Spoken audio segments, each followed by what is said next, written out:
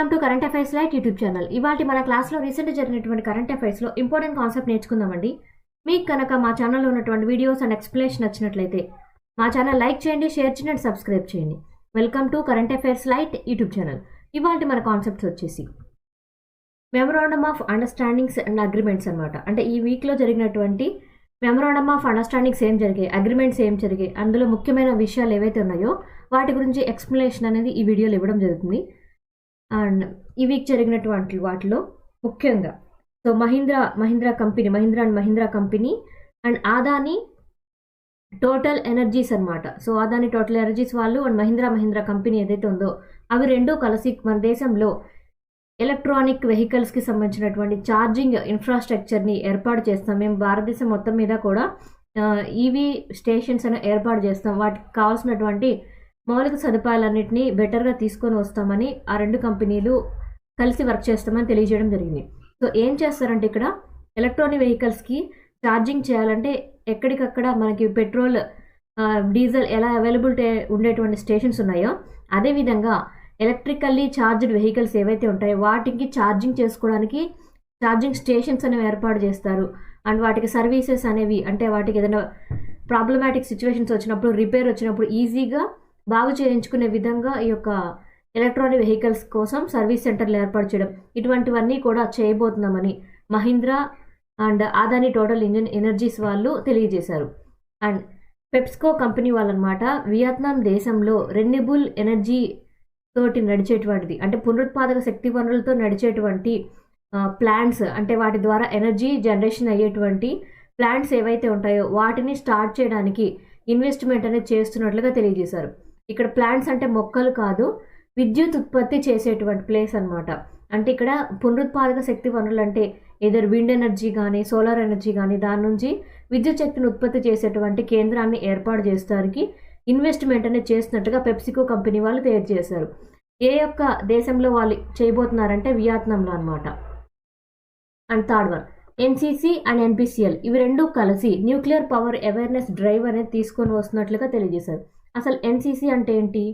National cadet crops అంటాం. So national cadet crops వాళ్ళు and NPCIL ఇవి రెండు కూడా, ఎన్పిసిఎల్ వచ్చేసి పవర్ ప్లాంట్కి సంబంధించింది, ఎన్పిసిఎల్ అంటాం nuclear power corporation of India limited.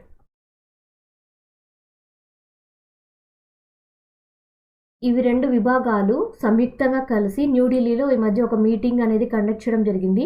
ఈ న్యూఢిల్లీలో జరిగినటువంటి ఈ క్యాంపెయిన్లో భాగంగా వాళ్ళు తెలియజేసినటువంటి విషయం ఏంటంటే న్యూక్లియర్ ఎనర్జీని వాడే విషయంలో ఎటువంటి అవగాహన ఉండాలి, దాన్ని ఏ విధంగా మనం బెటర్గా వాడుకోవచ్చు. అండ్ మన ప్రపంచంలో మన ఇప్పుడు శక్తి ఉత్పాదన కోసం న్యూక్లియర్ ఎనర్జీ మీద కూడా ఆధారపడుతున్న క్రమంలో న్యూక్లియర్ పవర్ ప్లాంట్స్ ఏర్పాటు చేసినా లేదా దానివల్ల మనం ఏ విధంగా బెనిఫిట్స్ పొందొచ్చు అనేటువంటి అన్ని అంశాల గురించి అవగాహన కార్యక్రమాలు అనేవి నిర్వహించడానికి అవగాహన కార్యక్రమాలను ఏర్పాటు చేస్తామని ఎన్సీసీ అండ్ ఎన్పిసిఐఎల్ వాళ్ళు కలిసి ప్రోగ్రామ్స్ అనేవి నిర్వహించబోతున్నారు.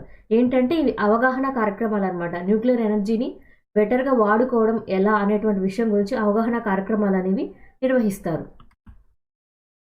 కాగ్.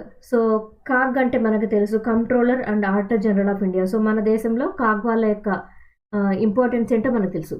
సో కాగ్ వాళ్ళు ఇప్పుడు ఐఐటి ఢిల్లీ వారి సహకారాన్ని తీసుకోబోతున్నారు. ఐఐటి ఢిల్లీ వారి సహకారం ఎందుకోసం అంటే టెక్నాలజీని వాడుకునే విషయంలో ఐఐటి ఢిల్లీ వారి సహాయం. సో ఇక్కడ టెక్నాలజీ వాడుకోవడం అంటే నథింగ్ బట్ ఆర్టిఫిషియల్ ఇంటెలిజెన్స్ని ఎలా వినియోగించుకోవాలి, అది కూడా మన దేశం యొక్క భద్రత కోసం. అంటే ఈ భద్రత అన్నప్పుడు ఇక్కడ మనకి ఏంటంటే కాగ్ వాళ్ళు చేసేది ఆడిటింగ్, ఆర్థిక వ్యవస్థలో ఆ కాగ్ యొక్క ప్రాముఖ్యత అనేది మనకు తెలుసు. సో కాగ్ వాళ్ళు మన దేశంలో ఉన్నటువంటి అన్ని అంశాల గురించి ఎప్పటికప్పుడు ఆడిటింగ్ అనేది నిర్వహిస్తుంటారు. అంటే జనరల్గా లెక్కలు అనమాట, మన దేశంలో ఉన్నటువంటి బడ్జెట్ లెక్కలన్నీ కూడా కాగ్ వాళ్ళు ఎప్పటికప్పుడు ప్రతి రాష్ట్రానికి చెక్ చేస్తూ ఉంటారు. అండ్ దేశం మొత్తానికి సంబంధించినటువంటి ప్రతి బడ్జెట్లో లెక్కలన్నీ చెక్ చేస్తూ ఉంటారు అనమాట. వాళ్ళు వాళ్ళ యొక్క పనిని నిర్వహించడానికి ఐఐటి ఢిల్లీ వారి సహకారం అనేది తీసుకొని పోబోతున్నారు. ఏ విధంగా అంటే టెక్నాలజీ పరంగా ఆర్టిఫిషియల్ ఇంటెలిజెన్స్ తోటి ఇక మీదట ఆడిటింగ్ అనేది ఎలా చేయాలి, ఏ విధంగా ఈ టెక్నాలజీని వాడుకోవాలని ఐఐటి ఢిల్లీ వారి సహకారంతో కాగ్ వాళ్ళు టెక్నాలజీని వాడుకోబోతున్నారు. AIIMS ECHS Raipur is nothing but Chhattisgarh అనమాట, ఛత్తీస్గఢ్.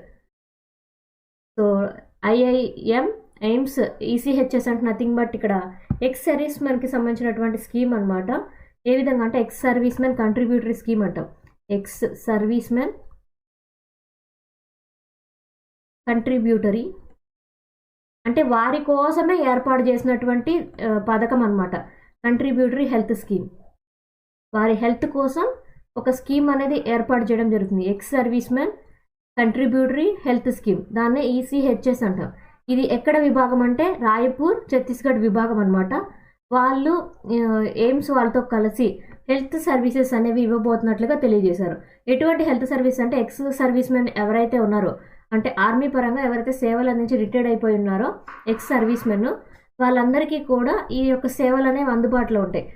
ఏ విధంగా అంటే ఆరోగ్యపరమైన సేవలు ఏవైతే అవసరమో వాటన్నిటిని ఫ్రీ ఆఫ్ కాస్ట్, ఎటువంటి డబ్బు అనేది తీసుకోకుండా వాళ్ళకే సేవలు అనేవి అందించబోతున్నట్లుగా ఎయిమ్స్ ఈసీహెచ్ రెండు కలిసి ఈ యొక్క ప్రోగ్రామ్ అనేది నిర్వహిస్తుంది.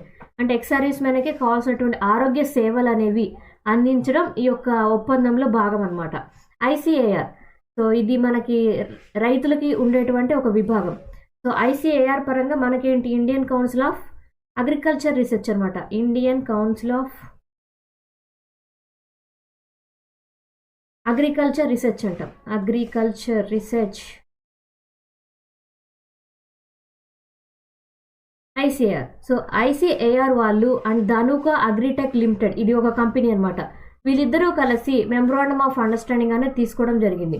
సో ఎందుకోసం మెమోరాండమ్ ఆఫ్ అండర్స్టాండింగ్ అంటే మనకి సస్టైనబుల్ ఫార్మింగ్ అంటే మనం చేసేటువంటి వ్యవసాయంలో సుస్థిరమైనటువంటి వృద్ధి కావాలి, దానిలో కూడా మనకి ఫార్మింగ్లో బెటర్ అవుట్పుట్ అనేది తీసుకొని రావాలని ఇండియన్ కౌన్సిల్ ఆఫ్ అగ్రికల్చర్ రీసెర్చ్తో కలిసి ధనుకా అగ్రిటెక్ లిమిటెడ్ వారు ఒక మెమోరాండమ్ ఆఫ్ అండర్స్టాండింగ్ అని తీసుకొని రావడం జరిగింది. ఏం చేస్తారు వీళ్ళ యొక్క మెమోరాండమ్ ఆఫ్ అండర్స్టాండింగ్ ద్వారా అంటే వీళ్ళు మెయిన్గా ఫోకస్ చేసింది స్మాల్ ఫార్మర్స్ మీద అనమాట. మన దేశంలో ఎక్కువ శాతం ఎవరుంటారంటే చిన్న కమతాలు కలిగినటువంటి రైతులు మాత్రమే ఉంటారు. చిన్న ఏరియాస్ మీద వాళ్ళు ఫోకస్ చేసి అంటే చిన్న రైతుల మీద ఫోకస్ చేసి వాళ్ళకి టెక్నాలజీ పరంగా ఏ విధంగా వాడుకోవాలి, టెక్నాలజీ అంటే వాళ్ళ యొక్క వ్యవసాయానికి టెక్నాలజీని ఎలా వాడుకోవాలి అనేటువంటి విషయాల మీద అవగాహన కార్యక్రమాలు అనేవి ఇస్తారనమాట. అండ్ దాంతోపాటు న్యాచురల్ ఫార్మింగ్ని ఎలా చేయాలి అనేటువంటిది కూడా అవగాహన కల్పిస్తారు. సో న్యాచురల్ ఫార్మింగ్ అన్నప్పుడు ఎందుకోసం అంటే మన దేశంలో ఎలా ఉంటుంది, ఎప్పుడైనా వ్యవసాయం అనేది వర్షాధారితంగా ఎక్కువ శాతం ఉంటుంది. అంటే క్లైమేట్ చేంజింగ్ ఎక్కువగా ఉంటుంది, వాటర్ మీద ఎక్కువ డిపెండ్ అయి ఉంటుంది. మారుతున్న వాతావరణ పరిస్థితులకు అనుగుణంగా మన సహజ పద్ధతిలో పంటల్ని పండించాలి. ఆ పంటల్ని కూడా బెటర్గా ఎక్కువ ఉత్పాదకత తీసుకొని వచ్చి ఎలా పండించాలి, ఇటువంటి అన్ని అంశాల మీద రైతులకి ట్రైనింగ్ ప్రోగ్రామ్స్ అనేవి నిర్వహిస్తారనమాట. ఆ ట్రైనింగ్ ప్రోగ్రామ్స్ ఎవరెవరు నిర్వహిస్తారంటే ICAR and Dhanuka Agritech Limited వారు ట్రైనింగ్ ప్రోగ్రామ్స్ అనేవి రైతులకి అంటే చిన్నకారు రైతులకి ఎస్పెషల్లీ వాళ్ళ కోసం ఈ యొక్క ట్రైనింగ్ ప్రోగ్రామ్స్ అనేవి నిర్వహిస్తారు. టెక్నాలజీని వాడుకోవడంలో కూడా వాళ్ళ యొక్క ఆదాయాన్ని పెంచుకోవడానికి ఎలా వాడుకోవాలి టెక్నాలజీని అని కూడా వాళ్ళు నేర్పిస్తారు. Thank you for watching my video. మీకు కనుక నా వీడియో ఎక్స్ప్లెనేషన్ నచ్చినట్లయితే నా వీడియోస్ లైక్ చేయండి, షేర్ చేయండి అండ్ సబ్స్క్రైబ్ చేయండి. మీకు నా వీడియోస్ ఏ విధంగా అనిపిస్తున్నాయో నా కామెంట్ సెక్షన్లో తెలియజేయండి. Thank you for watching my video. Thank you.